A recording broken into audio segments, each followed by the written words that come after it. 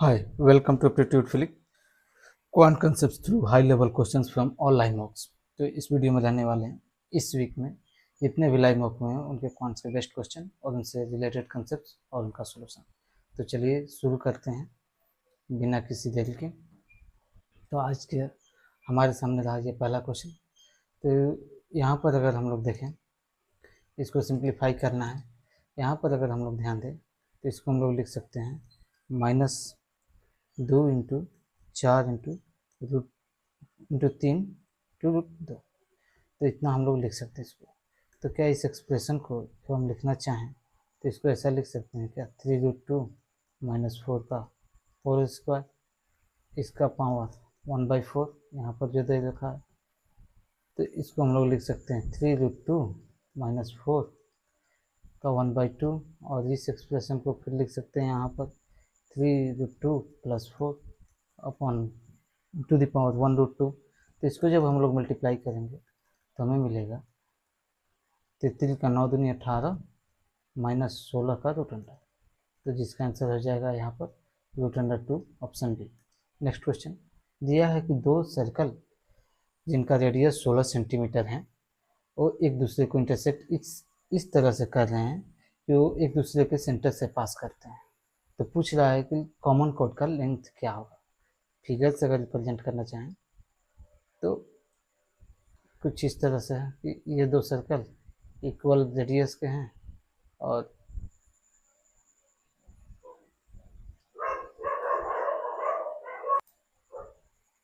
ये एक दूसरे के सेंटर से पास कर रहे हैं। थोड़ा फिगर को अच्छा कर, तो इस फिगर में देखें तो यहाँ पर देख सकते हैं कि ये सेंटर, दोनों सेंटर का बीच का डिस्टेंस जो हो जाएगा 16 सेंटीमीटर हो जाएगा, क्योंकि इसके सेंटर से लेके और इसके सेंटर का जो है दोनों एक दूसरे को इंटरसेक्ट कर रहे हैं, एक दूसरे को सेंटर पे काट रहे हैं। तो ये हो जाएगा लेंथ 8 सेंटीमीटर, और ये रेडियस टू कर्वेचर पर उसके सरकमफ्रेंस पर है तो ये 16 सेंटीमीटर होगा। हमसे पूछ रहा है इस कॉमन कॉर्ड का लेंथ क्या होगा। तो अगर हम लोग इस पार्ट का निकाल लें और इसको 2 से मल्टीप्लाई कर दें तो हमें कॉमन कॉर्ड का लेंथ मिल जाएगा। यहाँ पर देखें तो ये एक राइट एंगल ट्रायंगल बन रहा है, ये हाइपोटेनस है और ये बेस है। तो बेस और हाइपोटेनस पता है तो हम परपेंडिकुलर का निकाल सकते हैं वैल्यू। ये हो जाएगा हाइपोटेनस का स्क्वायर माइनस बेस का स्क्वायर का √अंडर। तो इसका वैल्यू कितना हो जाएगा 16, 8, 24 और 8, इसका √अंडर। तो यहाँ से हमें मिलेगा 8√3 जो कि परपेंडिकुलर है। 2 इंटू परपेंडिकुलर करेंगे तो हमें मिल जाएगा कोड का लेंथ, कॉमन कोड का लेंथ। तो यहाँ पर 2 इंटू करेंगे तो हमें मिलेगा 16√3, ऑप्शन सी सही है। नेक्स्ट क्वेश्चन को देखते हैं। इसमें दिया है कि इस फिगर में दे रखा है कि ये P है, P से टेंजेंट T ड्रॉ किया गया है और उसके साथ ही दे रखा है CD है। एक सेकेंड, CD क्या है, CD 8 सेंटीमीटर पे CD कॉर्ड है। और एक सेकेंड,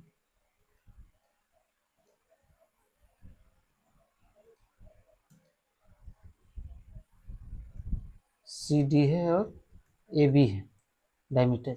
AB का लेंथ दे रखा है, AB का लेंथ में फाइंड करना है। CD दिया है 8 सेंटीमीटर और PD दिया है 10 सेंटीमीटर, PB भी दिया है 8 सेंटीमीटर। तो अगर देखें जब इस तरह का कोई भी डायग्राम बनता है तो क्या होता है, जिस पॉइंट से हम लोग 2 सेकेंड है, यहाँ पर लिटरली देखें तो यहाँ पर 2 सेकेंड है, एक PBA और एक PDC। तो यहाँ पर क्या होगा PD into PC is equal to PB into PA। तो PD जो है 10 है, PC 18 है, इसका वैल्यू बराबर हो जाएगा PB 8 इंटू PA क्या है, तो AB प्लस 8 है PA। तो यहाँ से हम लोग कैलकुलेट कर सकते हैं AB के लिए। तो यहाँ पर क्या हो जाएगा, ये 9, ये 5, 45 अपॉन 2, तो ये हो जाएगा 22.5। AB के लिए इसमें से 8 सब्ट्रैक्ट कर देंगे तो AB हमें मिल जाएगा 14.5, option C, option B. Next question, यहाँ पर दिया है कि कुछ अमाउंट 10% के सिंपल इंटरेस्ट पर उधार दिया जाता है। Some amount of money was lent. उसके बाद 4400 रुपया उसको 1 साल के बाद दिया जा रहा है। उसके बाद क्या होता है कि दूसरे साल में 4400 रुपया देने के बाद 20% की दर से फिर बाकी का राशि चुका दिया जाता है। बाकी का राशि बोले तो 4400 निकल जाने के बाद जो भी इंटरेस्ट और जो भी बच रहा है उस सब पे 20% लग रहा है। और इस तरह से दूसरे साल में जो इंटरेस्ट दिया जा रहा है उसका और पहले साल का इंटरेस्ट का जो दिया जा रहा है उसका रेशियो 11/7 है। यहाँ पर अगर x है तो उस पर इंटरेस्ट कितना दिया जाएगा 10% की दर से 100/10। और दूसरे साल में क्या है, ये पहला साल का हो गया। दूसरे साल का क्या सीन है कि वो जो राशि 10% के इंटरेस्ट से 11x/10 हो गया, उसमें से 4400 रुपया निकाल दिया गया। अब जो बच गया उस पर 20% के रेट से इंटरेस्ट दिया जा रहा है, तो कितना हो जाएगा 20% के, तो इसका 1/5 हो जाएगा। अपॉन 1/10 करें तो हमें मिल जाएगा रेशियो 11/7, 11/7। तो यहाँ से अगर हम काटाकुटी करें तो यहाँ 2 हो जाएगा।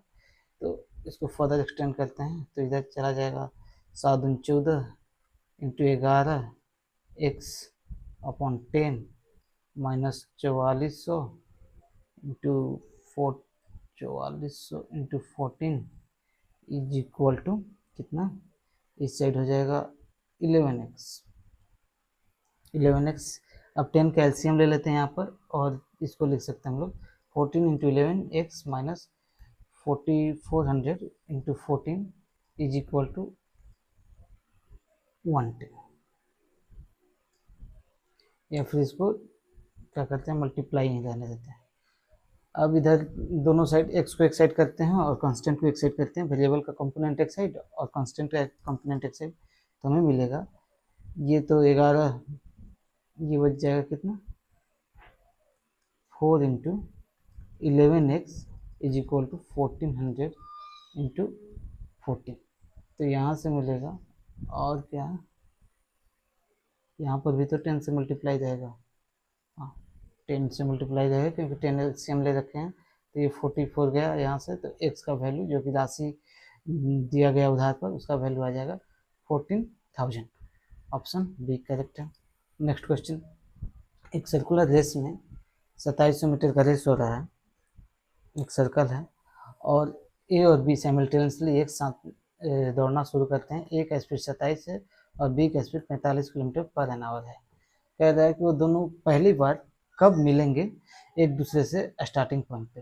लेट्स से कि ये स्टार्टिंग पॉइंट है, तो इस पर वो दोनों एक साथ कब मिलने वाले हैं, ये पूछ रहा है इस क्वेश्चन में। तो यहाँ पर देखें तो उस ए को 2700 मीटर का रेस को कितने देर में कंप्लीट करेगा, तो ये कंप्लीट करेगा, इतना समय लग जाएगा उसको 360 सेकेंड।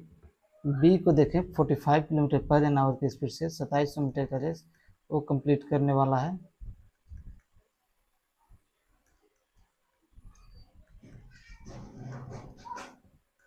216 सेकेंड। इतना दोनों को लग जाएगा। क्वेश्चन में हमसे पूछ रखा है कि वो लोग स्टार्टिंग पॉइंट पर कब मिलेंगे पहली बार एक दूसरे से। तो जब वो लोग मिलेंगे तो उस टाइम उन लोगों द्वारा तय किया हुआ दूरी तो बराबर नहीं होगा, लेकिन उनके द्वारा लिया गया समय बराबर होगा। तो समय बराबर तब होगा जब इनका एलसीएम हम लोग निकाल लेंगे। तो 360 और 216 का एलसीएम जब हम निकालें तो इसको तो 36 लिख सकते हैं, 36 10 और 6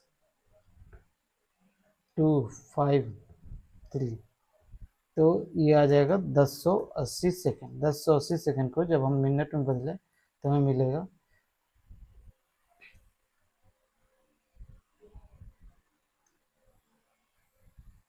18 मिनट। ऑप्शन बी करेक्ट हो जाएगा। 18 मिनट में ये दोनों स्टार्टिंग पॉइंट पर पहली बार मिलने वाले हैं। नेक्स्ट क्वेश्चन, जब x को ऐड किया जा रहा है 9 13 20 और 25 में, तो ये प्रोपोर्शन में होते हैं। और तो हमसे पूछ रहा है कि x+1 और 2x-6 का मीन प्रोपोर्शन क्या होगा। तो क्या कह रहा है, simply 9 + x/13 + x is equal to 20 + x/25 + x। इसको एक्सटेंड करें तो हम लिख सकते हैं 25 9 का 225 plus x square plus 9x plus 25x। Similarly इधर क्रॉस मल्टीप्लाई करें तो ये हो जाएगा 260 plus 13x plus 20x plus x square से एक्स स्क्वायर खत्म हो गया। हमें क्या मिलेगा 25 9 34, ये क्या हो जाएगा 33, ये 33x, ये 25 34x। तो एक साइड x आ जाएगा और दूसरी साइड क्या आएगा 35। 260 माइनस 25 तो 35 आ जाएगा। तो हमें पूछ रहा है x+1 बोले तो 36 का, और 2x माइनस 6 बोले तो 20 माइनस 6 64 का मीन प्रोपोर्शन बोले तो 36 इंटू 64 का root under 6 into 8 is equal to 48। Option C correct है यहाँ पर। नेक्स्ट क्वेश्चन, एक इलेक्शन में दो उम्मीदवार खड़े होते हैं और वहाँ पर होता क्या है कि 100 में से 20% वोटर वोट नहीं देते हैं। जो 80% वोट दिए हैं उनमें से 5% जो वोट है वो इनवैलिड है। हाँ, इनवैलिड है। तो जो वैलिड वोट्स हैं वो कितना हो गया, तो वैलिड वोट हो जाएगा अपने पास, अगर 80 का 5% निकाले तो ये 4 हो जाएगा। तो 76% वैलिड वोट है अपने पास, ये हो गया वैलिड। दूसरा बात क्या कर रहा है कि सक्सेसफुल कैंडिडेट को इतना मिला है किसका, वैलिड वोट का। और तो उस हिसाब से वैलिड वोट का 45.5% मिलेगा लूजर को। विनर को इतना, लूजर को इतना।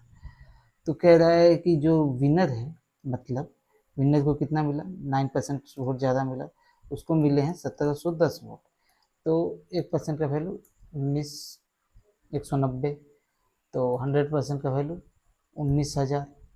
तो ये 19,000 जो है ये किसका 100% है, जो वैलिड वोट्स हैं। वैलिड वोट्स कितना है, टोटल वोट्स का 76% है। और कुछ कह रहा है वोटर लिस्ट में कितने वोटर्स हैं, तो 76 से अगर 19,000 का वैल्यू, तो 100 का वैल्यू हम यहाँ से निकालेंगे तो 1976, ये 25, ये हो जाएगा 25,000 टोटल वोट हैं वोटर लिस्ट में। नेक्स्ट क्वेश्चन यहाँ पे दिया है, radii of two cones are in the ratio 5:7 and their volumes are in the ratio 3:5। R1 और R2 5-7 वॉल्यूम जो है V1:V2 दिया है 3:5। ये क्या है 1/3 पाई R स्क्वायर H1H1 R1H1, और ये 1/3 पाई R2 स्क्वायर H2। इसका वैल्यू दे रखा है 3/5। तो पूछा क्या है what is the ratio of their Heights का रेशियो पूछा है। यहाँ से तो ये सब तो खत्म हो गया, सीधा रखते हैं R1 और R2 का वैल्यू। तो R1 का वैल्यू 5/5 और R2 का वैल्यू 7/7, R2 स्क्वायर का और R1 स्क्वायर का H1/H2। तो H1H2 के लिए जब हम लोग सॉल्व करेंगे तो हमें मिलेगा 749/3, तो ये हो जाएगा 147, और नीचे 50 25 25 25 125 हो जाएगा H1/H2 का वैल्यू, जो कि अपने पास ऑप्शन कौन सा 147/25, ऑप्शन ए करेक्ट है। नेक्स्ट क्वेश्चन को देखते हैं। यहाँ पे दिया है average of X Y and Z is four more than Z. इसको लिखें अगर हम लोग एक्सप्रेशन में X plus Y plus Z upon 3 is equal to 4, Z से 4 ज़्यादा है, जेड प्लस 4। इसको हम लोग लिख सकते हैं ऐसा भी, x plus Y plus z is equal to 3z plus 12। दूसरा यहाँ पर पार्ट में दिया है कि the average of x and y is 33, मतलब x plus y is equal to 66। यहाँ से हम जेड का वैल्यू निकाल सकते हैं अगर एक्स प्लस वाई का वैल्यू पुट कर दें। और क्या कहा है, कह रहा है कि यू जो है जेड से 7 छोटा है, तो यू और जेड का हमें एवरेज निकालना। ठीक है, यहाँ पर एक्स और वाई, एक्स प्लस वाई का वैल्यू रखें तो हमें मिलेगा z is equal to z 66 plus 3z plus 12। तो 2z इज इक्वल टू 54, तो z इज इक्वल टू 27। और u जो है जेड से 7 छोटा है, तो हो जाएगा u का वैल्यू 20। क्या कह रहा है, u और z का average, u plus Z upon 2 पूछ रहा है, तो ये है 47/2, 47/2 बोले तो 23.5, ऑप्शन डी करेक्ट है। पढ़ते हैं अगले क्वेश्चन की ओर। यहाँ पे दिया है P Q is the diameter of circle with centre of PT is tangent touching the circle at T. The second QT intersects the circle at S and O and S are joined. If angle SOP is 112 degree, what is the measure of angle PTQ? कुछ इस तरह से है, अगर माने तो ये हो गया अपने पास डायमीटर। इस पर जब हम लोग टेंजेंट खींचते हैं तो ऐसे खींचेंगे, थोड़ा इसको अच्छा से करते हैं। ये जो होगा यहाँ पर परपेंडिकुलर होगा, पी क्यू टी, टी को मिला दिया गया है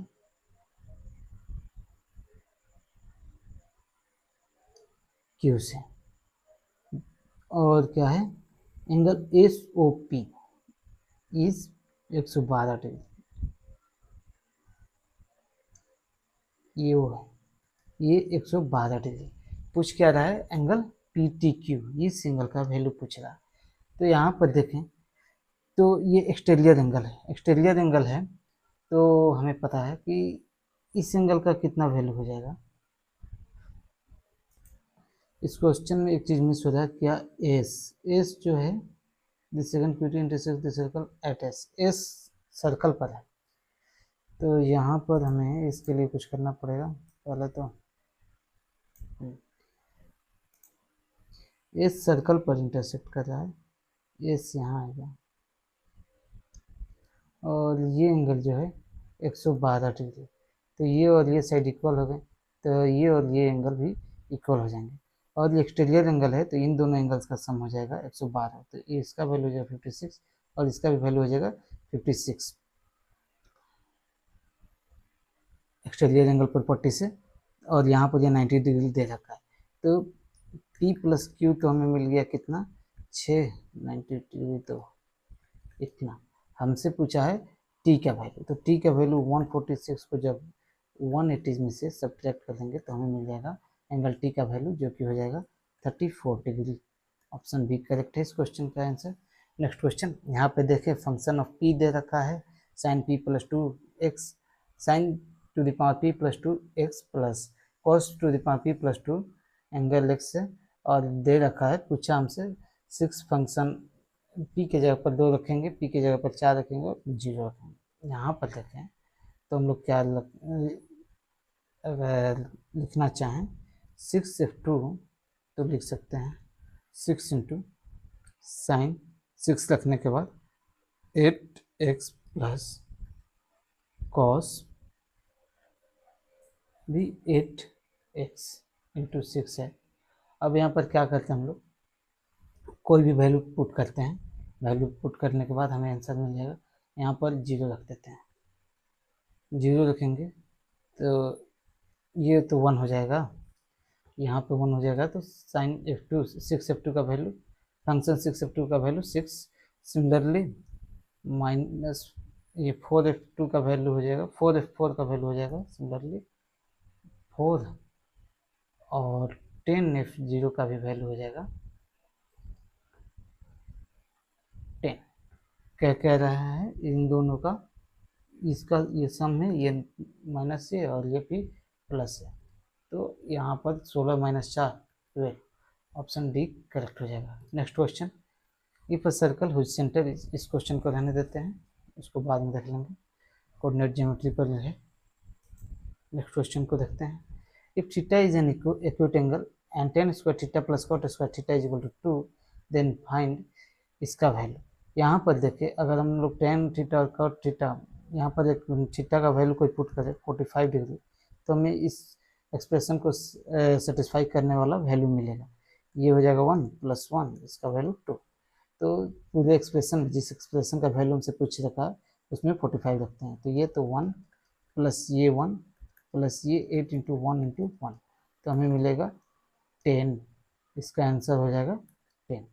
नेक्स्ट क्वेश्चन, अगर इसको हम लोग A is an acute angle which of the following is equal to, अगर इसको हम लोग रेशनलाइज करें 1 माइनस कॉस, नहीं रेशनलाइज नहीं, ऊपर नीचे 1 माइनस कॉस से मल्टीप्लाई करें तो हमें मिलेगा sign A into 1 minus cos A upon 1 minus cos square है, इसका वैल्यू होता है साइन स्क्वायर के बराबर sign A into 1 minus cos A upon sine square है। तो यहाँ से एक स्क्वायर और साइन गया तो 1 minus cos A upon sine ए। तो इसको हम लोग वैल्यू पुटिंग से भी कर सकते हैं, लेकिन थोड़ा लेंदी हो जाएगा वैल्यू पुटिंग से ये वाला क्वेश्चन खासकर। तो इसका हो जाएगा आंसर ऑप्शन ए करेक्ट है। नेक्स्ट क्वेश्चन को देखते हैं। यहाँ पे दिया है एक्स वाई जेड है 3 फैक्टर्स। इस एक्सप्रेशन का एक्स वाई जेड 3 फैक्टर है। अगर एक फैक्टर ए माइनस वन या फिर ए प्लस वन हो जाता है तो हम लोग बाकी का फैक्टर निकाल सकते हैं। वैल्यू पुट करके देखते हैं। जब फैक्टर ए माइनस वन है, x plus Y plus z का वैल्यू निकालें तो ए का वैल्यू इस केस में हो जाएगा 1। 1 जब रखते हैं तो ये 1 माइनस 7 माइनस 6, तो ये तो 0 नहीं होगा। जब ए का वैल्यू माइनस 1 रखते हैं तो उस केस में ये हो जाएगा -1 माइनस 7, ये +7 माइनस 6, तो इसका वैल्यू 0 हो गया। मतलब ए प्लस वन से पूरी भाग लग जा रहा है इस एक्सप्रेशन में, तो ए प्लस वन उसका एक फैक्टर हो गया। एक फैक्टर ए प्लस वन हो गया। यहाँ पर रिमाइंडर जब 0 आ गया तो बाकी का फैक्टर हम निकालने के लिए क्या करेंगे, ए प्लस वन से डिवाइड करेंगे ए क्यू माइनस 7a माइनस 6 में, तो इसको ले जाते हैं ए स्क्वायर, तो ए क्यू प्लस ए स्क्वायर, ये गया खत्म, ये बच गया क्या हो गया माइनस से स्क्वायर हो जाएगा क्या, माइनस से स्क्वायर माइनस 7a माइनस 6, तो इसको हम लोग क्या करते हैं माइनस से मल्टीप्लाई करते हैं, तो ये हो जाएगा माइनस से स्क्वायर माइनस से, तो यहाँ पर ये प्लस ये खत्म, यहाँ हमें मिलेगा कितना -6 से -6, -6 से करें तो -6 से -6 खत्म। तो अब यहाँ हमें क्या करना है, इस एक्सप्रेशन को फैक्टराइज करना है। तो इसको हम लोग लिख सकते हैं a square minus 3a plus 2a minus 6, a minus 3 into नहीं प्लस 2 इंटू ए माइनस 3, तो a plus 2 into a minus 3, ये हो गया 2 फैक्टर। और तो इसको मान लेते हैं इस फैक्टर को x है, ये y है और ये z है। तो x plus Y plus z करना है, यहाँ यहीं पर लिख लेते हैं +1 plus a plus 2 plus a minus 3, तो ये और ये खत्म, तो हमें मिला है plus x plus Y plus z का वैल्यू 3 है। 3 ये कौन सा है, ऑप्शन सी करेक्ट है। नेक्स्ट क्वेश्चन को देखते हैं। यहाँ पे दिया ए और बी एक बिजनेस करते हैं जिसमें ए का इन्वेस्टमेंट 50,000 है, इसको 5 लिख देते हैं, 0 सीधा काट देते हैं। बी का इन्वेस्टमेंट जो है 40,000 है, 4 लिख देते हैं, और सी का इन्वेस्टमेंट 60,000, लेकिन अलग अलग टाइम ड्यूरेशन के लिए। ए के लिए दिया, ए और बी जो है पूरे साल के लिए हैं, जबकि सी 6 महीने बाद आया इस बिजनेस में। तो ए का इन्वेस्टमेंट 12 मंथ, बी का भी इन्वेस्टमेंट 12 मंथ, लेकिन सी का इन्वेस्टमेंट ओनली 6 मंथ। 6 दिन 12 6 दिन 12 2, ये 2 खत्म हो गया, ये 2 3 6, तो पूरा इन तीनों का रेशियो जो है इन्वेस्टमेंट का 5 4 3 का है। 5 4 3 का है। पूछ रहा है कि 1,20,000 के प्रॉफिट में सी का शेयर क्या है। 5 4 9 3 12, टोटल इन लोग का है 12। 1,20,000 में जब हम भागा देंगे 12 से तो हमें मिलेगा 1,20,000, 12 गया 10,000 बच जाएगा। सी का हो जाएगा 3 इंटू 10,000, तो 3 into 10,000 is equal to 30,000। Next question यहाँ पर देखें तो ये तो 2 काट सकते हैं, ये आसान रहेगा 2 काटना। अब कह रहा है पी का वैल्यू, क्यू का वैल्यू और आर का वैल्यू दे रखा है, तो इस दिए गए एक्सप्रेशन में पुट करते हैं और सिंप्लीफाई करते हैं। तो लिख सकते हैं हम लोग, जब कटाकुटी हो ही गया है तो लिख सकते हैं क्या, पी का वैल्यू पुट करने के बाद y प्लस 2 ऊपर चला गया, नीचे क्या बचा, एलसीएम जाएगा y प्लस 2, एक लिख कर दिखा रहे हैं, ऊपर कुछ नहीं है, 1/2 plus 2 into x into y plus 2। तो y प्लस 2 जब एलसीएम हो जाएगा और y प्लस 2 ऊपर चला जाएगा, यहाँ पर ये हो जाएगा 2y प्लस 4 प्लस 2x, तो इसको लिख सकते हैं हम लोग 2y plus 4 plus 2x similarly हम लोग लिख सकते हैं क्या, सिमिलरली हम लोग लिख सकते हैं यहाँ पर 2 + x अपॉन 2y + 4 + 2x, और r के लिए r का वैल्यू पुट करते हैं तो हम लिख सकते हैं x + y upon 2r 4 into 2x + 2y यहाँ पर। अब एलसीएम ले लेते हैं, एलसीएम लेने के बाद हमें क्या मिलेगा, 2y + 2x + 4, बाकी सब तो सेम ही है एलसीएम, तो ऊपर वाला सिंपली जोड़ेंगे y + 2 + 2 + x + x + y, तो ये हो जाएगा 2y + 2x + 4 upon 2y + 2x + 4, ये कट जाएगा, वैल्यू आ जाएगा इसका 1, ऑप्शन सी करेक्ट है। नेक्स्ट क्वेश्चन, हमें इस क्वेश्चन को करने के लिए हमें एक फार्मूला याद करना होगा, उसको डिराइव भी कर लेंगे कभी, अभी लिख लेते हैं। फार्मूला है tan 3 theta is equal to 3 tan theta minus tan to the power 3 theta upon 1 minus 3 into tan square theta. यहाँ पर रखें थीटा का वैल्यू अगर 40 डिग्री तो हमें मिलेगा tan 120 is equal to 3 into tan 40 minus tan cube 40 upon 1 minus 3 tan square 40। Cross multiply करते हैं, क्रॉस मल्टीप्लाई करते हैं और tan 120 का वैल्यू हो जाएगा, tan 120 हो जाएगा अपने पास 90 + थीटा, 90 + 30, तो ये cot 30 के बराबर, cot 30 माइनस cot 30 के बराबर, क्योंकि सेकंड क्वाड्रेंट में जा रहा है, तो cot 30 का value -15 into 1 minus 3 tan square theta is equal to 3, theta क्या 40 ही रखते हैं ना सीधा, 3 tan 40 minus 10 to the power 3 40। अब क्या करते हैं, दोनों साइड स्क्वायर कर देते हैं, तो दोनों साइड जब स्क्वायर करेंगे तो ये 3 1 + 3 9 हो जाएगा, 10 to the power स्क्वायर किए तो 4 40 माइनस 3 दूनी 6 10 square 40 is equal to 9 10 to the power 10 square 40 minus plus हो जाएगा 10 to the power 3 दूनी का 6 40 माइनस 2 इंटू 3 दूनी 6 इंटू 10 40 10 to the power 4 40, इसको लिख सकते हैं 3 + 27 10 to the power 4 40 माइनस 6 10 square 40 is equal to 9 10 square 40 plus 10 to the power 640 minus 6 10 to the power 440।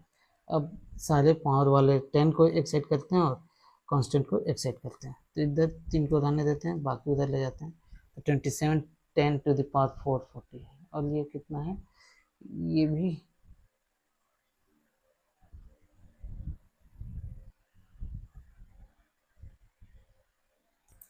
एक साइड करते हैं 10 to the power 440, और ये उधर जाएगा तो ये हो जाएगा कितना -33 10 to the power 440, और क्या 10 to the power ये क्या है 6 10 to the power 10 स्क्वायर है, 10 स्क्वायर उधर 6 और इधर 10 स्क्वायर, तो ये कितना हो जाएगा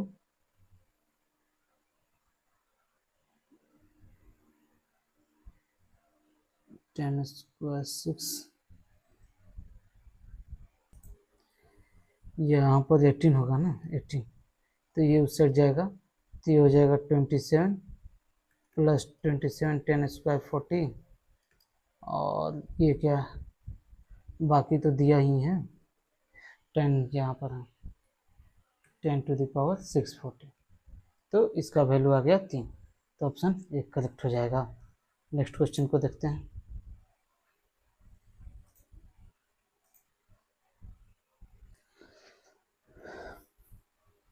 इसमें दिया है ट्रायंगल एबीसी है, डी पैरेलल बीसी है, ट्रायंगल बनाते हैं, इसमें डी पैरेलल बीसी खींच देते हैं, ए बी सी ट्रायंगल हो गया अपने पास, डी पैरेलल बी सी हो गया, ये दे रखा है ए ई और ई सी जो है इस रेशियो में है, तो ये पूरा हो जाएगा ए बी, या फिर ऐसे ही ले लेते हैं, तो ये 7 हो जाएगा, 7 यूनिट हो जाएगा। दिया है जो क्वाड्रिलेटरल बन रहा है बी सी ई डी, उसका वैल्यू दिया है, उसका एरिया का वैल्यू दिया है 120 स्क्वायर। पूछ क्या रहा है, area of A B C, area of A B C पूछ रहा है। अगर पी क्यू आर है तो P plus Q plus R पूछ रहा है, डिजिट्स का सम पूछ रहा है उसके एरिया को। तो यहाँ पर लिखें ट्रायंगल ए बी सी का area upon triangle A D E का एरिया, तो हमें क्या प्राप्त होगा, ट्रायंगल ए बी सी का एरिया 4 3 7 का स्क्वायर और ट्रायंगल ए डी ई का एरिया 3 का स्क्वायर, ए स्क्वायर अपन इसी स्क्वायर हो गया,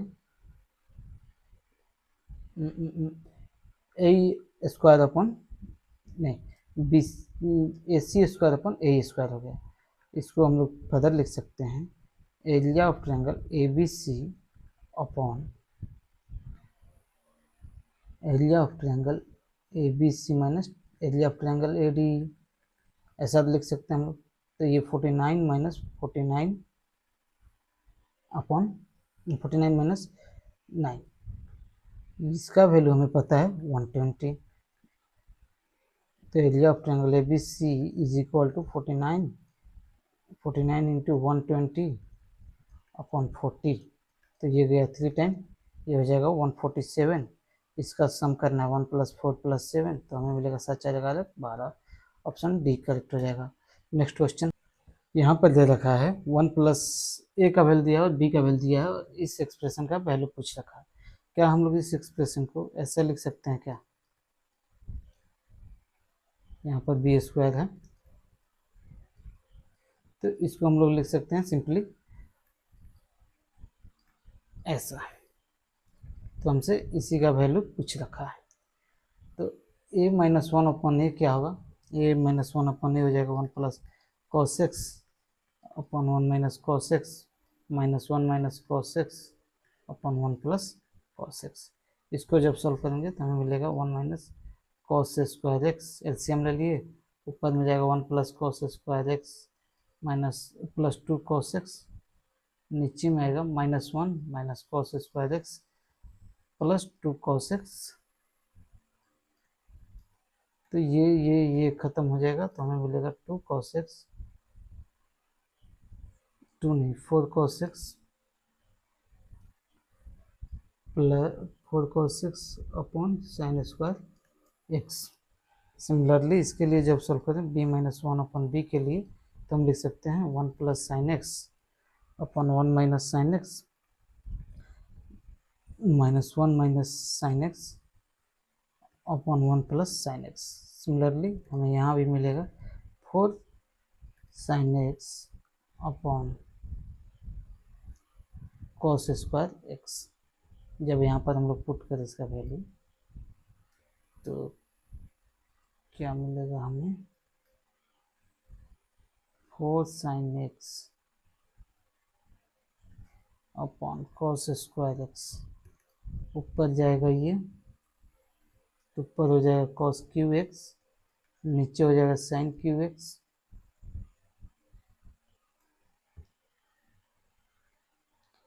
फोर फोर खत्म हो जाएगा, हमें मिलेगा इसका value cot Q x.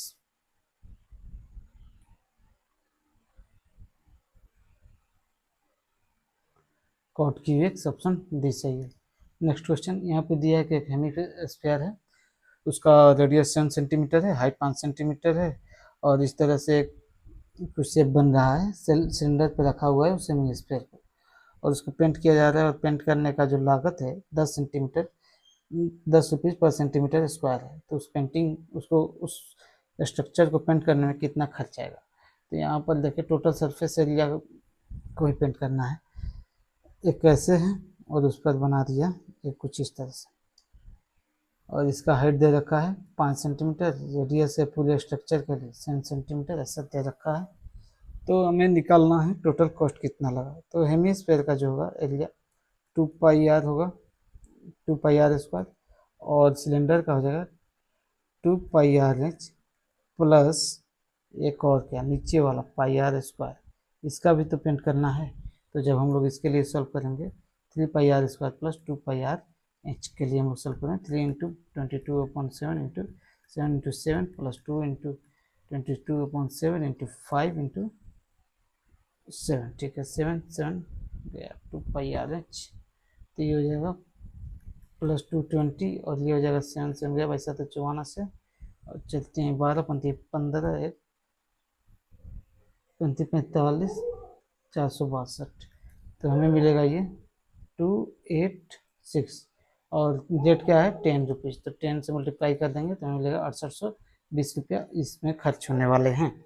Next question, दो ड्रम हैं, ड्रम 1 और ड्रम 2, पी और क्यू दो तरह के लिक्विड हैं। ड्रम 1 में 16:9 में है और ड्रम 2 का हमें आइडिया नहीं है। जब इस ड्रम 1 को 5 भाग लेते हैं और ड्रम 2 को 3 भाग लेते हैं तो हमें एक नया मिक्सचर प्राप्त होता है जिसमें पी का अनुपात रहता है 11 और उसमें क्यू का शेयर रहता है 9 का, ठीक है। यहाँ पर देखें तो इसका वैल्यू 25 है, तो इसको भी 25 ले लेते हैं। क्यों? पहले इसको बराबर मात्रा में ले लेते हैं, एक दोनों को एक बराबर हिस्सा में ले लेते हैं, उसके बाद 5 पार्ट लेते हैं इसका, तो मतलब इससे हम लोग ले लेते हैं 25 25 25 से 125 ले लेते हैं, इसका 25 3 75, इसका 25 यूनिट ले लेते हैं और इन दोनों को ऐड करते हैं, मिला देते हैं तो हमें 200 यूनिट का एक मिक्सचर प्राप्त होता है। तो ये कितना है, ये तो टोटल 20 यूनिट, तो इसमें 10 से मल्टीप्लाई कर देते हैं, तो 10 से मल्टीप्लाई करेंगे ये 10, ये 110 हो जाएगा और ये 90 हो जाएगा। यहाँ पर देखें इधर भी 5 से मल्टीप्लाई करेंगे, ये 45 हो जाएगा, ये 80 हो जाएगा, एक सेकंड, ये 80 हो जाएगा। अब ये क्या हम लोग ऐड किए हैं, पी लिक्विड जो मिक्सचर 2 है उसमें लिक्विड पी का क्या यूनिट रहा होगा जिससे कि ये 110 यूनिट हो जा रहा है रिजल्टेंट मिक्सचर में, तो ये 30 रहा होगा। यहाँ पर ये 45 में कितना ऐड करेंगे, 90 मिले तो 45 ऐड करेंगे, तो इनका रेशियो हो जाएगा 25 35 45, तो P/Q पूछा है यहाँ पर जो है कैच Q/P पूछ रखा है, तो 3:2 हो जाएगा Q/P, ऑप्शन बी करेक्ट हो जाएगा इसके लिए। नेक्स्ट क्वेश्चन, एक शॉपकीपर जो 25,000 का एक शॉपकीपर 25,000 का एक टीवी सेल कर रहा है, उस पर उसको 20% का लाभ प्राप्त हो रहा है सेलिंग प्राइस पर, और दूसरे केस में उसको 25,000 का दूसरे केस में भी बेच रहा है और उस पर उसको 25% का हानि प्राप्त हो रहा है, वो भी सेलिंग प्राइस पर। तो पूछ रहा है उसको कितना ओवरऑल लॉस या गेन हुआ है। तो दोनों केस में एसपी जो रहा है 25,000 सीपी निकालते हैं। यहाँ पर क्या हो रहा है, गेन हो रहा है, एक जगह गेन हो रहा है, गेन कितना परसेंट का, 20% का एसपी पर, तो ये 120 हो जाएगा सीपी उसका एसपी का, या फिर हम लोग 20% निकाल लेते हैं तो 20% हो जाएगा यहाँ पर 5,000, तो 120% हो जाएगा 30,000, सीपी 30,000 हो गया केस 1 में। दूसरे केस में उसको 25% का लॉस हो रहा है, 25% का लॉस हो रहा है, मतलब ये क्या है 25% है, तो 100% का वैल्यू कितना हो जाएगा, मिस्टेक हो, इसको थोड़ा छोड़ते हैं, यहाँ पर देखते हैं 25% का लॉस हो रहा है एसपी पर, तो एसपी का 25% कितना हो गया 6,250, तो इसमें जब हम लोग एसपी जोड़ेंगे तो हमें सीपी मिलेगा क्योंकि लॉस हुआ है, तो यहाँ पर हमें मिला सीपी 31,250 रुपये। बोल रहा है कि ओवरऑल उसको लॉस या गेन क्या हुआ, एक केस में 5,000 का लाभ हो रहा है, दूसरे केस में इतना का लॉस हो रहा है, तो टोटल उसको लॉस हो गया 1,250 का, कितना आपके एसपी पर सीपी पर, तो एक सेकेंड, ये 20,000 होगा, ये 20,000 कैसे होगा देखते हैं। जब उसको सेलिंग प्राइस पर 20% का गेन हो रहा है तो सेलिंग प्राइस का 20% हो जाएगा अपने पास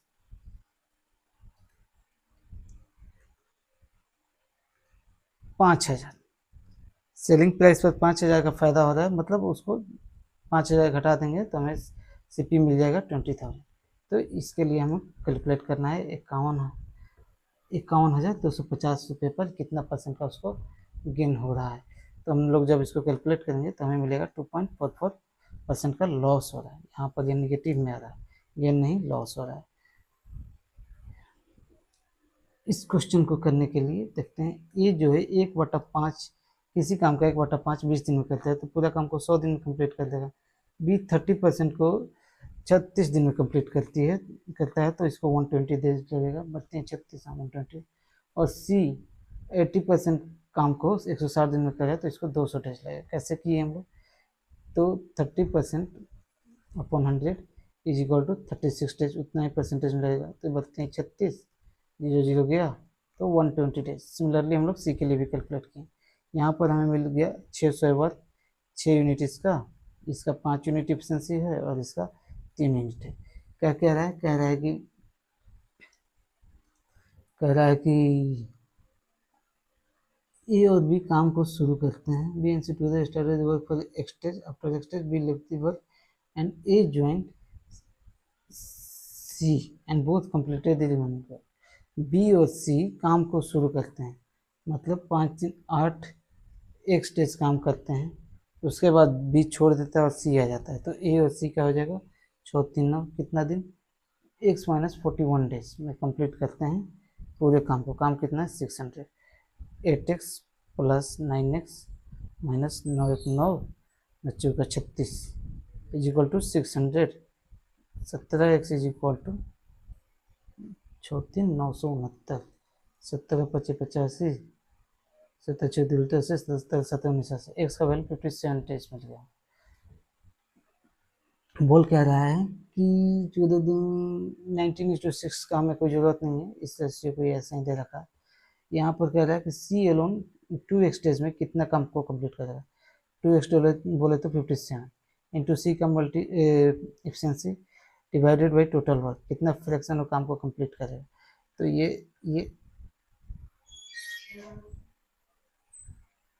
गया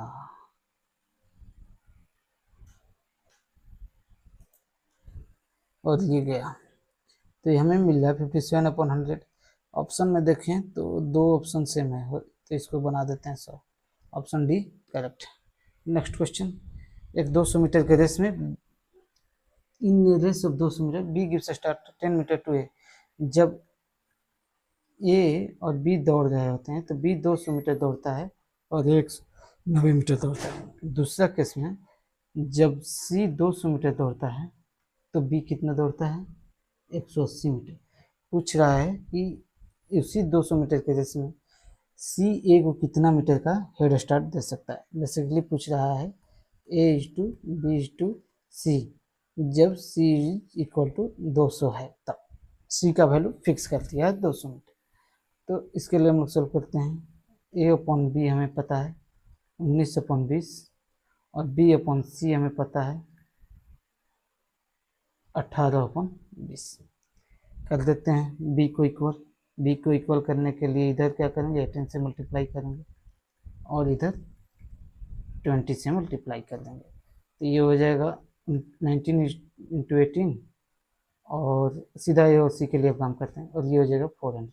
इसको 200 बना दें तो इसको 9 से मल्टीप्लाई इधर तो चला जाएगा तो 19 9 171। तो 200 मीटर जब सी दौड़ रहा है तो इसको कितना दौड़ना पड़ेगा कम, 29 मीटर ये कम दौड़ रहा है। 200 में से 171 घटा देंगे तो ऑप्शन सी करेक्ट है इस क्वेश्चन का आंसर। यहाँ पर A plus B plus C 2 into A plus B plus C is equal to 18, A plus B plus C is equal to 9। तो यहाँ से हम निकाल सकते हैं ए का वैल्यू, बी प्लस सी घटा दें, बी प्लस सी का वैल्यू 6 है तो ए का वैल्यू 4 नहीं, बी प्लस सी 6 है तो ए का वैल्यू 3, बी का वैल्यू प्लस सी अगर 7 है तो बी का वैल्यू 2 और सी का वैल्यू ए प्लस बी 5 है तो सी का वैल्यू 4। तो 1/3 इज टू 1/2 इज टू 1/4। 12 का ले लेते हैं वो एलसीएम, ये हो जाएगा 4 12, ये हो जाएगा 6 और ये हो जाएगा 3, 4 6 3, ऑप्शन सी करेक्ट है। नेक्स्ट क्वेश्चन, यहाँ पे दिया है क्वाड्रिलेटरल में एंगल सी और ABCD में एंगल सी और डी का वैल्यू दे रखा है, एंगल ए और बी ओपन मीट कर रहे हैं, एंगल ए और बी का बाइसेक्टर ओपन मीट कर रहा है, तो पूछ रहा है एंगल ए और बी का वैल्यू। एक क्वाड्रिलेटरल बनाते हैं, नहीं बन पाया क्वाड्रिलेटरल, फिर से ट्राई करते हैं। ठीक है, ये क्वाड्रिलेटरल बन गया। इसमें बना लेते हैं ए बी सी और डी। इसका वैल्यू दे रखा है 53 डिग्री और इसका वैल्यू दे रखा है 67 डिग्री, और बोल रहा है कि इसका बाइसेक्टर और इसका बाइसेक्टर दोनों इस तरह से मिल जाए ओ पे, तो एंगल ए ओ बी का वैल्यू पूछ रहा है। अगर एक क्वाड्रिलेटरल में हम बात करें तो चारों एंगल का सम होता है 360 डिग्री। यहाँ पर हमें दो एंगल पता है, बाकी एंगल ए प्लस डी निकाल लेते हैं, तो 360 माइनस दो एंगल का सम ये सी प्लस डी का वैल्यू 120, तो 120 घटा दें तो हमें ए प्लस बी का वैल्यू मिलेगा 240, और इन दोनों का एंगल बाइसेक्टर है, तो ए प्लस बी का अपॉन 2 करेंगे तो 120, तो ये और ये एंगल का दोनों का सम 120, ये बन रहा है एक ट्रायंगल। एक ट्रायंगल में तीनों एंगल का सम का वैल्यू होता है 180, 180 में से 120 सब्ट्रैक्ट कर देंगे तो हमें मिलेगा 60 डिग्री। ऑप्शन एक करेक्ट है इस क्वेश्चन के लिए। नेक्स्ट क्वेश्चन, एक शॉपकीपर क्लेम करता है कि X% के लॉस पर बेच रहा है कोई सामान, लेकिन होता क्या है कि 25% कम दे रहा है सामान, और इस तरह से उसे पूरे 20% का लाभ प्राप्त होता है। तो उस केस में पूछ रहा है कि वो एक्स का वैल्यू क्या है। तो यहाँ पर देखें, बोला है कि 100 माइनस एक्स पर बेच रहा है, लॉस करते क्या हम लोग, क्लेम या फिर show upon use upon reality. तो वो क्लेम कर रहे हैं 100 माइनस एक्स 100 पर, दूसरा केस में कह रहा है कि वो 25% कम दे रहा है, तो शो कितना कर रहा है 1000 ग्राम दिखा तो रहा है, लेकिन देख कितना रहा है 750 ग्राम है, और इस तरह से उसे पूरे 20% का लाभ प्राप्त होता है। तो इसको हम लोग सॉल्व करें एक्स के लिए, तो यहाँ से तो 100 गया, ये गया, ये गया, ये गया, ये 4 टाइम, ये 3 टाइम, तो यहाँ पर देखें 400 माइनस 3x, नहीं 400 minus 4x upon 3 is equal to,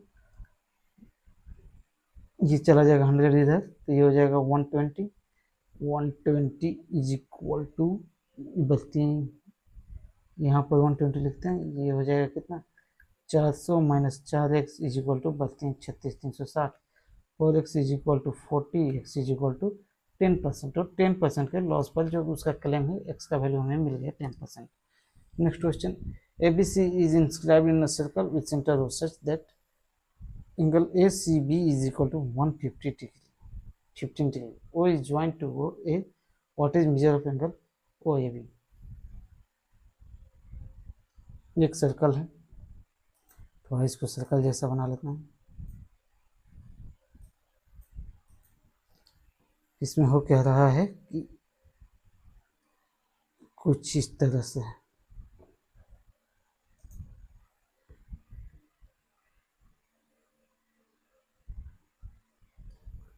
इस एंगल का वैल्यू, ये ऑब्ट्यूज एंगल है 115 डिग्री। अगर इसको हम लोग मिला दें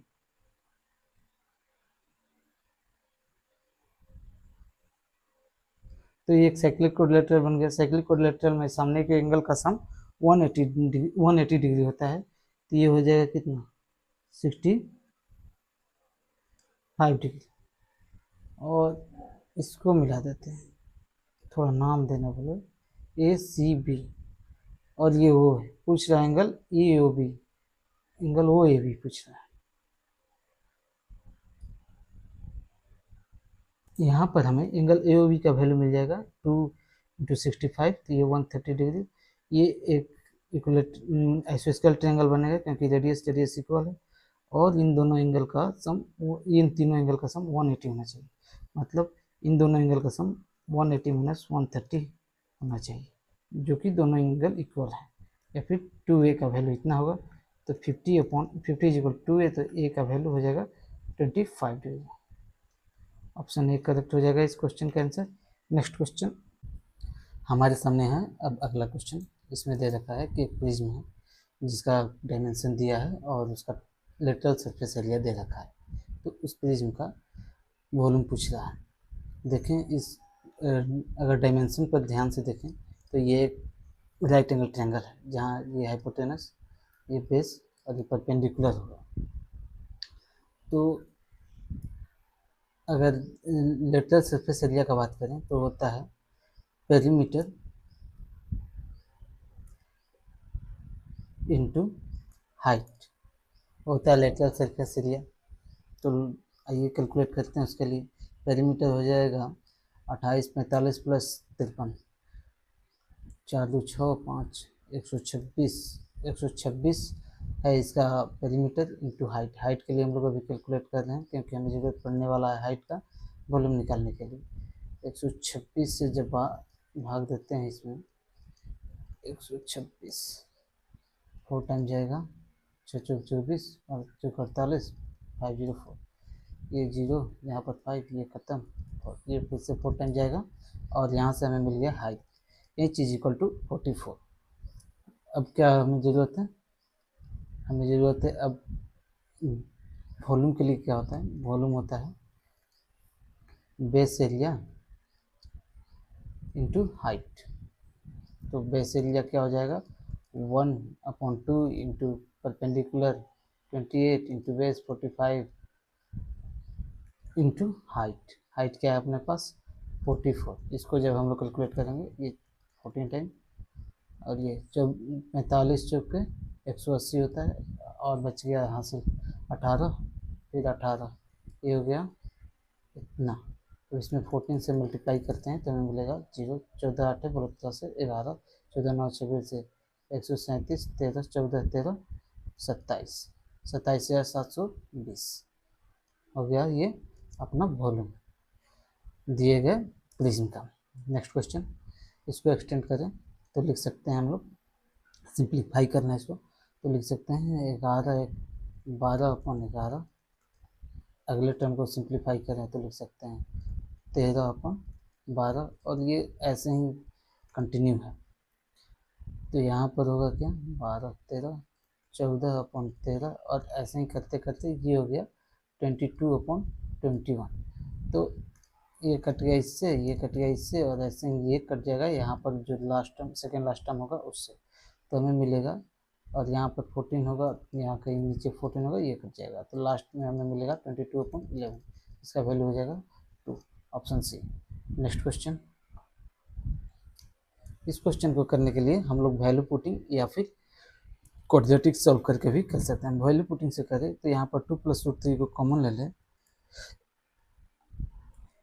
तो हमें मिलेगा कॉसेक a-1 और यहाँ पर कॉट स्क्वायर ए प्लस। तो ऐसा क्या वैल्यू पुट करें 0 से पाई के बीच में ये 0 हो जाए, ये टर्म 0 के बराबर आ जाए। तो अगर यहाँ पर कॉट स्क्वायर कितना 0 होता है, ये 0 होता है π/2 पर, π/2 पर 0 होता है। और कॉसेक a-1 ये 0 कब होगा, जब कॉसेक ए का वैल्यू 1 होगा। तो कॉसेक ए तब होगा जब ए का वैल्यू 45 90 रखेंगे, π/2 रखेंगे तो ये 0 हो जाएगा। मतलब ए का वैल्यू 90 डिग्री, जब 90 डिग्री इस क्वेश्चन में रखेंगे तो ये तो 0 हो जाएगा और ये हो जाएगा 2 × 90 डिग्री अपॉन 2 तो 45, तो 10 45 का वैल्यू 1 2 × 1, ऑप्शन बी करेक्ट है। लेकिन इसको हम लोग क्वाड्रेटिक से कैसे करेंगे, तो कॉट स्क्वायर ए को हम लोग लिख सकते हैं cosec square a-1 plus 2 + √3 into cosec a-2 + √3 is equal to 0। हमें क्या मिलेगा, cosec square a plus 2 + √3 cosec a -3 + √3 is equal to 0। 1 उसमें जाकर ऐड हो गया 2। इसको हम लोग सी लिखते हैं, कॉसेक को सी स्क्वायर प्लस 3 + √3 फैक्टराइज करते हैं इसको, सी माइनस सी यहाँ पर -3 + √3 is equal to 0।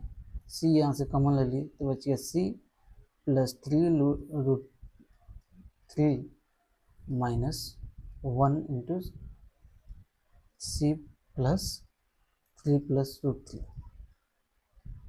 Is equal to 0। C-1 और C +3 दो फैक्टर हो गए इस क्वाड्रेटिक का।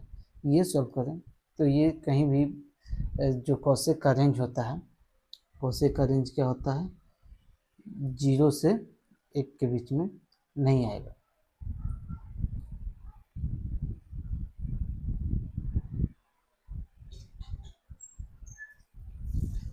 तो कॉसेक का वैल्यू हम लोग लेते हैं c-1 = 0, तो c = 1। कॉसेक का वैल्यू 1 होता है जब, कॉसेक का वैल्यू तब होता है जब थीटा का वैल्यू π/2 हो। तो फिर से वहीं यहाँ पर π/2 रखेंगे तो इस क्वेश्चन का आंसर आ जाएगा ऑप्शन बी। नेक्स्ट क्वेश्चन, यहाँ पर दे रखा है 113 से 959 के बीच में हमें एवरेज निकालना है 7 और 9 के मल्टीपल का। 7 और 9 का मल्टीपल बोले तो 7 × 9 63 के मल्टीपल जितने भी हैं 113 से लेकर 959 के बीच में, यहाँ पर और है या नहीं है, इसलिए हमें एलसीएम लेना पड़ेगा इन दोनों का। तो एक तो यहाँ पर फर्स्ट टर्म हो जाएगा 113 और 959 के बीच में, इसमें जब 2 टाइम करेंगे तो 3 दूनी 6 126, और लास्ट टर्म हो जाएगा, लास्ट टर्म अगर इस 10 से मल्टीप्लाई करें तो 630 हो जाएगा। 15 से करते हैं तो एक रेंज पता चलेगा 45, 90, 90, 945, तो ये भी उसी रेंज में आएगा 945। First term plus last term अपन 2 करेंगे तो हमें एवरेज मिल जाएगा। तो 6 × 5 = 11, 4 × 2 = 6, 1 7, 9 10, तो ये हो जाएगा 535.5। ये हम लोग first term plus last term क्यों किए, अगर एक सिनेरियो क्रिएट करें, एक एपी लिखते हैं 1 2, ये जो टर्म होगा 63 का जितना भी मल्टीपल होगा ये एपी में होगा, हर बार 63 कॉमन डिफरेंस होगा और 63 बढ़ते जाएगा। तो यहाँ पर एक एपी लिखते हैं 1 2 3 4 5, और एक एपी लिखते हैं 2 4 6 8 10। यहाँ पर देखें इस पूरे टर्म का एवरेज अगर निकालने जाए तो ये मिडिल टर्म होगा। मिडिल टर्म हम लोग इसको और इसको ऐड करके 2 से डिवाइड करके निकाल सकते हैं।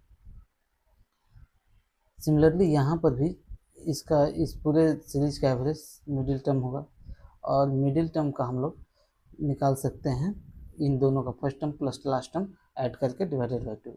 अगर एक्सटेंड करते हैं एक इवन नंबर इस सीरीज में इवन नंबर ऑफ सीरीज कर लें तो यहाँ पर 6 लिख सकते हैं और यहाँ पर 12।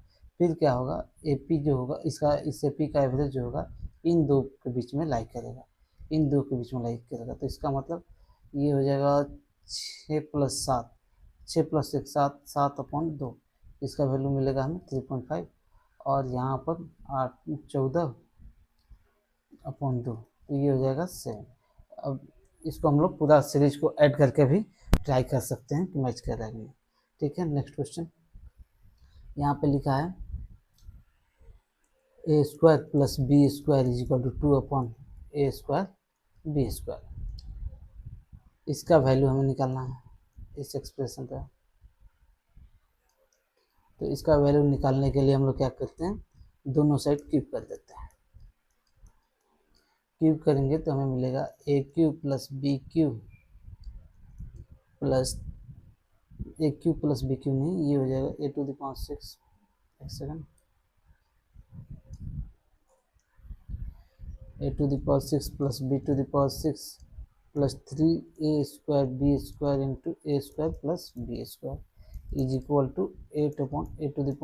8/a⁶ b⁶। इस टर्म को हम लोग राइट हैंड साइड ले जाते हैं तो यहाँ पे मिलेगा 3a² b² a² + b²। Right hand side ले जाते हैं इसको तो हमें मिलेगा a⁶ b⁶ b⁶, और इसी का वैल्यू पूछ रहा है। तो यहाँ पर अगर हम लोग पुट करें a² b² का वैल्यू इंटू a² + b² तो 3 × 2, तो इसका वैल्यू हमें मिलेगा 6, जो कि इस एक्सप्रेशन का हो जाएगा वैल्यू। तो option C is correct. Next question, यहाँ पे दिया है एक ट्रायंगल है, राइट ट्रायंगल है जिसमें बी राइट एंगल है और ए बी का वैल्यू √21 है, ये x + 1 है और ये x है। तो हम लोग क्या करते हैं 21 21 plus x square is equal to x square plus 1 plus 2x लिख सकते हैं ऐसा। एक्स स्क्वायर क्या इधर चला गया तो ये हो जाएगा 2x is equal to 20, x is equal to 10। तो हाइपोटेनस का वैल्यू यहाँ पे मिलेगा हमें 11 और बेस का वैल्यू मिल जाएगा 10। पूछ क्या रहा है, पूछ रहा है साइन सी का वैल्यू। साइन सी के लिए हम लोग कैलकुलेट करें तो √21 अपॉन हाइपोटेनस 11, तो ये हो जाएगा option B correct. Next question, यहाँ पर दिया है दो कॉर्ड है पी क्यू और आर एस। पी क्यू का लेंथ 10 सेंटीमीटर है, पी क्यू का लेंथ 10 सेंटीमीटर है, तो यहाँ तक पी क्यू का लेंथ हो जाएगा 5 सेंटीमीटर। दूसरा दे रखा है कि आर एस का लेंथ 8 सेंटीमीटर है, तो यहाँ तक इसका लेंथ हो जाएगा 4 सेंटीमीटर। बाकी क्या दे रखा है एम एन, एम एन दिया 9, तो अगर एम सी एक्स है तो ये हो जाएगा 9 minus x.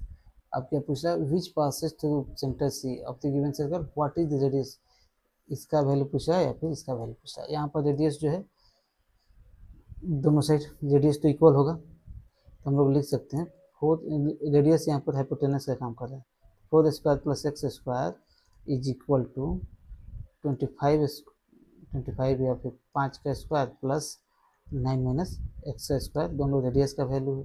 16 plus x square is equal to 25 plus 81 plus x square minus 18x, तो एक्स स्क्वायर तो गया, इसको ले जाते हैं एक साइड करते हैं। -9 में से 90,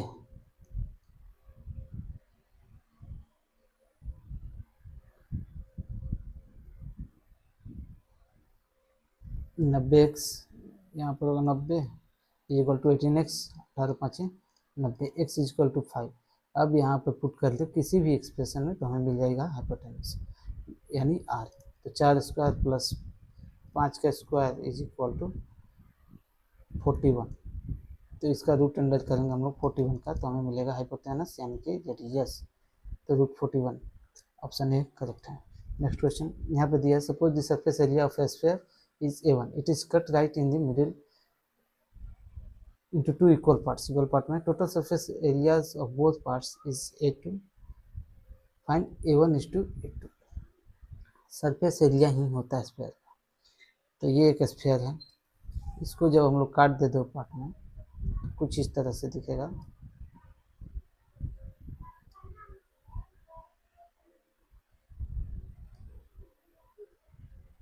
इस तरह से दिखेगा ऊपर नीचे, यहाँ से हम लोग काट दिए।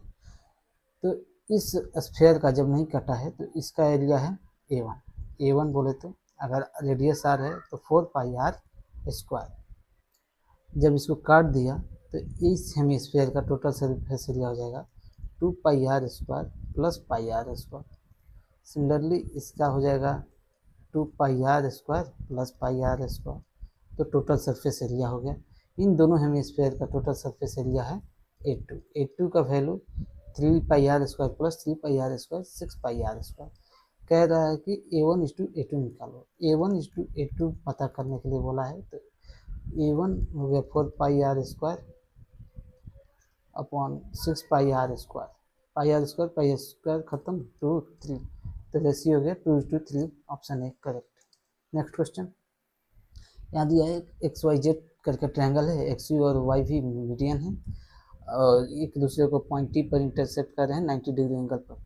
दूसरा चीज़ दिया Y भी और XU का लेंथ पूछ रहा है XY का लेंथ। बनाते हैं पहले ट्रायंगल XYZ क्या है XU मीडियन है, मीडियन जैसा लगन किया XY और Y भी।